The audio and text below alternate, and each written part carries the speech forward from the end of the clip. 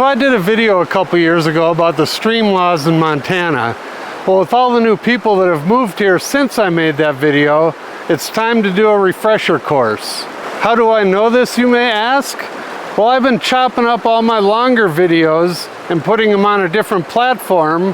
One of the posts was from the last video I did on rivers, and it was just a short little blurb about Montana stream laws and the fact that even if you buy land on a river, it's not private. People can still use the river behind you, and it's their right to do that. Well, that video already has almost 200,000 views, and it's because a bunch of people started arguing in the comments section about the stream laws. It seems as if every state has different laws on this, but in this video we're just going to talk about the Montana stream laws and how it affects you if you buy land along a river here in Montana.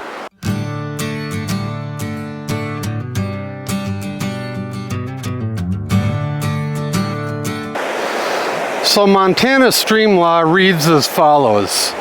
The stream access laws say all surface waters capable of recreational use may be so used by the public up to the ordinary high water mark without regard to the ownership of the land underlying the waters, which means if you own land right along the river, you only own basically to the high water mark.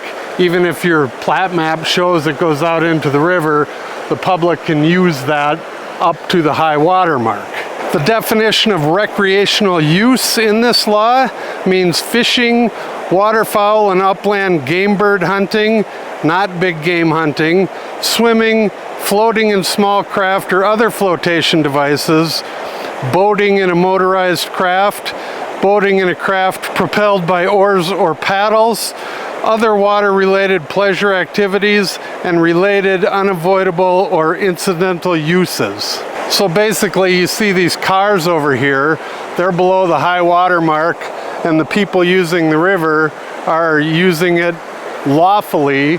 We're right by a public landing here, so obviously there's going to be more people right here using it, but as you can see, this is all below the high water mark.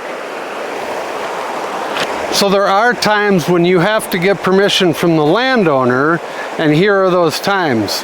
If you're operating an all-terrain vehicle or other motorized vehicles that are not intended for use on the water, if you're going to camp overnight camping unless necessary for the enjoyment of the water resource, and the camping is done within sight of or within 500 yards of an occupied dwelling, or the placement or creation of any seasonal object such as a duck blind or a boat moorage unless necessary for the enjoyment of the water resource and the objects are placed within sight of or within 500 yards of an occupied dwelling. So you can see how wide this is up to the high water mark, and like we were talking about earlier with the camping, you can camp here as long as you're below this level. And if you're out of sight of a house and out over 500 yards away from a house, it's perfectly legal to do this, but you know, you should probably get permission even though you don't have to. Just use common sense. But there's, along these rivers, especially this time of year, there's tons of room and there's tons of areas for the public to use legally. So back to the original point, if you own a property right up the hill here, there's nothing you can do about having people down here basically in your backyard. This is land that's available for public use. So one thing you do need to know is that there are two different classes of rivers, and this river here that I'm showing you is a class 2. The river we were next to earlier is a class 1, and there's different rules for the class 1 and class 2.